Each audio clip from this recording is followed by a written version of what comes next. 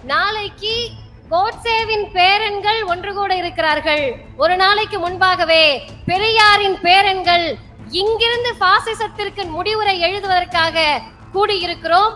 பெண்கள் கல்வி சதவிகிதத்தில் முதல் மாநிலமாக இருப்பது தமிழ்நாடு. திராவிட மாடல் என்றால் அந்த விதையை விதைத்தவர் பெரியார். அண்ணா எப்படி நம்மளை கூப்பிடுறாருன்னா, காரிய மாற்றும் வீரர்கள் தேவை, ஆரியத்திற்கு அடிபணியாத வீரர்கள் தேவை என்று பேரறிஞர் அண்ணா அழைக்கிறார். ஆரியம் ஆளுநர் வடிவில் வந்தாலும் சரி, ஆட்டுக்குட்டிகள் வடிவில் வந்தாலும் சரி, எந்த வடிவில் வந்தாலும் விரட்டி அடிப்பதற்கு கருப்பு சிவப்பு கொடி எல்லா நேரத்திலும் தயாராக இருக்கும் என்பதை அறைகூவல் விடுக்கக்கூடிய மாநாடுதான் இது. வரக்கூடிய நாடாளுமன்ற தேர்தலில் இரண்டே அணிதான். இடிக்கவா என்று அழைக்கிறது ஆரியம், படிக்க வைக்கிறோம் வா என்று அழைக்கிறது திராவிடம் என்று சொன்னால் இந்த திராவிடத்தின் பக்கம்தான் நிற்போம். 500 அடி ஆழ குழி தோண்டி நீதி கட்சியை புதைத்து விடுவோம் என்று சொன்னவர்களெல்லாம் மறைந்து விட்டார்கள். 100 ஆண்டு தாண்டியும் பெரியாரின் பேரன்கள் இங்கே இளைஞரணி தோழர்களாக அமர்ந்திருக்கிறோம் என்று சொன்னால், இன்றைக்கு இருக்கக்கூடிய பெண்கள் கையில் கரண்டியை பிடுங்கிவிட்டு துப்பாக்கியையும் காக்கி உடுப்பையும் கொடுத்த இயக்கம் திராவிடர் இயக்கம். தந்தை பெரியாரின் சிந்தனை, கலைஞருடைய சட்ட வடிவம். 500 அடி ஆழ குழி தோண்டி நீதி கட்சியை புதைத்து விடுவோம் என்று சொன்னவர்களெல்லாம் மறைந்து விட்டார்கள். 100 ஆண்டு தாண்டியும் பெரியாரின் பேரன்கள் இங்கே இளைஞரணி தோழர்களாக அமர்ந்திருக்கிறோம் என்று சொன்னால், இந்த இயக்கத்தினுடைய வலு என்பது நம்முடைய அறிவின் பார்ப்பட்டது. அருமை தோழர்களே, தந்தை பெரியாரினுடைய அனைத்து கருத்துகளையும் இன்றைக்கு பேசுவதற்கு 10 நிமிடம் போதாது. எனவே மிக முக்கிய செய்திகளை மட்டும் காலத்தின் அருமை கருதி சொல்ல நினைக்கிறேன். பொதுவாகவே மற்ற எல்லா தலைப்புகளும்னா கொஞ்சம் எல்லாரும் ஆர்வமா கேட்பாங்க. பெரியாரும் பெண் விடுதலைன்னு சொன்னா 10 நிமிஷத்துல 8வது நிமிஷமே நெறியாளர் வந்து எங்கிட்ட சீட்டு கொடுத்துருவாரு. அதனால பெண் விடுதலை என்ற தளத்தில் இருந்து யோசிக்கிற போது இந்த இடமே கலைஞர் எவ்வளவு பெண் விடுதலைக்காக பெரியாரின் சிந்தனையை வலியுறுத்தி இருக்கிறார் என்பதற்கு சான்று. எல்லாரும் வேற வேற மாவட்டத்துல இருந்து வந்திருப்பீங்க. வந்த நமக்கு காவல்துறை அதிகாரிகள் வழிகாட்டினார்கள். காவல்துறை அதிகாரிகள் நமக்கு பாதுகாப்பாக இருந்தார்கள். அந்த காவல்துறை அதிகாரிகளில் 1946ல ஒரிஷால ஒரு தீர்மானம் போடுறாங்க. மந்திரி சபை இருக்கக்கூடிய எல்லா அரசு லாக்காக்களிலும் பெண்களை நியமிக்க வேண்டும், காவல்துறையில் மட்டும் இல்லை என்று ஒரு தீர்மானம் நிறைவேற்றுகிறார்கள். அப்போது பெரியார் பதிவு செய்கிறார், ஒரிஷாவில் காவல்துறை லாக்காவில் மட்டும் பெண்கள் இல்லை என்று சொல்லி இருக்கிறார்கள். துருக்கியை போல ரஷ்யாவை போல இந்தியாவிலும் என்றைக்கு காவல்துறையில் பெண்கள் நியமிக்கப்படக்கூடிய நாள் வரும் என்று தெரியவில்லை என்று பெரியார் பேசுகிறார். 1931ல இராணுவத்திலும் காவல்துறையிலும் பெண்களை நியமிக்க வேண்டும் என்று பெரியார் தீர்மானம் போடுகிறார். 1931னா கலைஞருக்கு வயது 6 வயது இருக்கும். ஆனால் பெரியாருக்கு தெரியாது, 6 வயது இருக்கக்கூடிய கலைஞர் தான் பின்னாட்களில் முதலமைச்சராக வந்து தமிழ்நாட்டில் இருக்கக்கூடிய பெண்களை காவல்துறையில் நியமிப்பார் என்று. இன்றைக்கு இருக்கக்கூடிய பெண்கள் கையில் கரண்டியை பிடுங்கிவிட்டு துப்பாக்கியையும் காக்கி உடுப்பையும் கொடுத்த இயக்கம் திராவிடர் இயக்கம். தந்தை பெரியாரின் சிந்தனை, கலைஞருடைய சட்ட வடிவம். அந்த வழியில் வந்த நாம் நாளைக்கு கோட்சேவின் பேரன்கள் ஒன்று கூட இருக்கிறார்கள். ஒரு நாளைக்கு முன்பாகவே பெரியாரின் பேரன்கள் இங்கிருந்து பாசிசத்திற்கு முடிவுரை எழுதுவதற்காக கூடியிருக்கிறோம். இந்த தருணத்தில் ஒரு 3 செய்திகளை மட்டும் நான் சொல்லி நிறைவு செய்கிறேன். இன்றைக்கு வட இந்திய மாநிலங்களில் எல்லாருமே மிக ஆச்சரியமாக கேஸ் சிலிண்டரை பாக்குறாங்க, மிக ஆச்சரியமாக பள்ளிக்கூடங்களை பார்க்கிறாங்க, மிக ஆச்சரியமாக பெண்களுடைய வளர்ச்சியை பார்க்கிறார்கள்.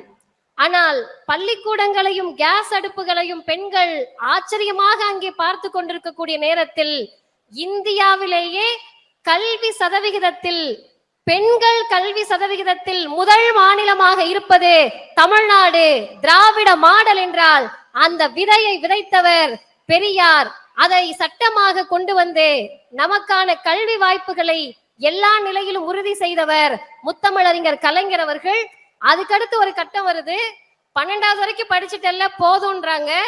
அப்போது ஒருவர் சொல்லுகிறார், 12வது வரைக்கும் படிச்சாலாம் பத்தாது, 6வதுல இருந்து 12வது வரைக்கும் நீ அரசு பள்ளிக்கூடத்தில் படிச்சன்னா உங்க வீட்டுல என்ன உனக்கு பணம் தர்றது, நான் மாதம் 1000 ரூபாய் தருகிறேன் என்று புதுமை பெண் திட்டத்தின் மூலமாக தமிழ்நாட்டின் முதல்வர் அனைத்து பெண் பிள்ளைகளுக்கும் பணத்தை கொடுத்து படிக்க வாருங்கள் என்று அழைக்கக்கூடிய இயக்கம் திராவிடர் இயக்கம். எனவே அருமை தோழர்களே, வந்திருக்கக்கூடிய உங்களை எல்லாம் இளைஞர்கள் என்று சொன்னார்கள், வாலிபர்கள் என்று சொன்னார்கள். ஆனால் பேரறிஞர் அண்ணா நம்மை அப்படி விழிக்கவில்லை. அண்ணா எப்படி நம்மளை கூப்பிடுறாருன்னா, வீரர்கள் தேவை என்று பேரறிஞர் அண்ணா அவர்கள் நம்மை அழைக்கிறார். என்ன சொல்லி கூப்பிடுறாருன்னா, காரியமாற்றும் வீரர்கள் தேவை, ஆரியத்திற்கு அடிபணியாத வீரர்கள் தேவை என்று பேரறிஞர் அண்ணா அழைக்கிறார். ஆரியம் ஆளுநர் வடிவில் வந்தாலும் சரி, ஆட்டுக்குட்டிகள் வடிவில் வந்தாலும் சரி, எந்த வடிவில் வந்தாலும் விரட்டி அடிப்பதற்கு கருப்பு சிவப்பு கொடி எல்லா நேரத்திலும் தயாராக இருக்கும் என்பதை அறைகூவல் விடுக்கக்கூடிய மாநாடுதான் இது. இன்னும் 3 மாதங்களில் நாடாளுமன்ற தேர்தல் வர இருக்கிறது. மற்ற கட்சிகள் எல்லாம் தீர்மானம் நிறைவேற்றினார்கள். அதுல 31 தீர்மானமும் திமுகவை எதிர்த்த தீர்மானங்கள். ஆனால் இங்கே நிறைவேற்றப்பட்ட அத்துணை தீர்மானங்களும் தமிழ்நாட்டில் இருக்கக்கூடிய ஒவ்வொருவர் வீட்டில் இருக்கக்கூடிய பிள்ளைகளின் கல்விக்காக, பெண்களின் முன்னேற்றத்திற்காக, இளைஞரின் வேலை வாய்ப்புகளுக்காக, அனைத்திற்கும் மேலாக பிராக்கெட்ல நம்ம முதல்வர் கொண்டு வரக்கூடிய பெண்ணுரிமை திட்டத்துக்கெல்லாம் பிஜேபி அல்லாத பெண்கள் அப்படின்னு நம்ம எக்ஸப்ஷன் கொடுக்கல, அதிமுக இல்லாத பெண்கள் எக்ஸப்ஷன் கொடுக்கல. அனைத்து பெண்களுக்குமான அரசாக இந்த திராவிட மாடல் அரசு இருக்கிறது என்று சொன்னால், பெரியாரின் தொடர்ச்சியாக, அண்ணாவின் தொடர்ச்சியாக, கலைஞரின் தொடர்ச்சியாக இன்றைக்கு நடைபெறக்கூடிய இந்த அரசை பாதுகாக்க வேண்டிய கடமை ஒவ்வொருவருக்கும் இருக்கிறது. நம்மை பாதுகாத்து கொண்டால் பத்தாது. இன்றைக்கு பிரதமர் பேசுகிறார், பேட்டி படாவோ பேட்டி பச்சாவோ. அப்படின்னா அவருக்கும் என்னன்னு புரியல.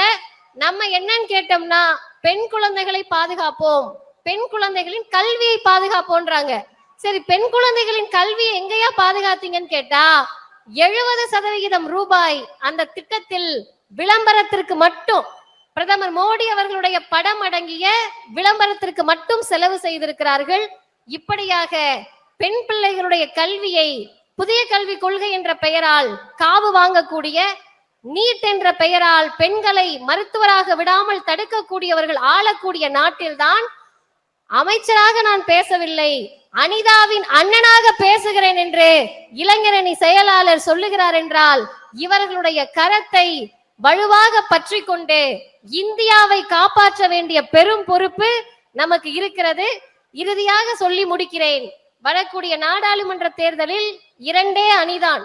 ஒன்னு, மாநில உரிமையை பேசக்கூடிய, சமூக நீதியை பேசக்கூடிய, பகுத்தறிவை பேசக்கூடிய, சுயமரியாதையை பேசக்கூடிய, மனிதநேயத்தை பேசக்கூடிய, இளைஞர் நலனை பேசக்கூடிய, பெண்ணுரிமையை பேசக்கூடிய, மானுட சமத்துவத்தை பேசக்கூடிய, கருப்பு சிவப்பு கொடி தாங்கிய திராவிட அணி. மற்றொன்று, மக்களை நாசமாக்கக்கூடிய திட்டங்களை கொண்டு வந்து இளைஞர்களின் வேலை வாய்ப்பை காவு வாங்கக்கூடிய, மணிப்பூரில் 2 பெண்களை நிர்வாணப்படுத்திய, ஒட்டுமொத்த மனித குலத்திற்கும் எதிரான, குறிப்பாக பெரும்பான்மை இந்து மக்களுக்கு எதிரான ஆரிய காவி பாசிச பிஜேபி என்ற 2 அணிகள் தான் 2024 நாடாளுமன்ற தேர்தலில். அந்த தேர்தலில் எந்த பக்கம் இருக்கிறோம்? இடிக்கவா என்று அழைக்கிறது ஆரியம், படிக்க வைக்கிறோம் வா என்று அழைக்கிறது திராவிடம் என்று சொன்னால், இந்த திராவிடத்தின் பக்கம்தான் நிற்போம் என்பதை அறைகூவல் விடுத்து அழைக்கிறார் நம்முடைய மாண்புமிகு இளைஞரணி செயலாளர் அவர்கள். பேரறிஞர் அண்ணாவுக்கு பிறகு யாரை கேட்டாலும், அவரை என்ன சொல்லி அழைத்தாலும் சரி, எங்களுக்கு எப்போதும் உதயண்ணாதான் என்று சொல்லக்கூடிய இத்தனை இளைஞர்களும், எங்கள் கழக தலைவர் ஆசிரியர் சொல்லுவது போல, அவர் 5G 5வது தலைமுறை என்பது மட்டுமல்ல, 5G வேகத்தில் செயல்படுகிறார். அவருடைய வேகத்திற்கு ஈடு கொடுப்போம். வாய்ப்புக்கு நன்றி, வணக்கம். மாநாடு வெல்லட்டும். வாழ்க பெரியார், வளர்க பகுத்தறிவு.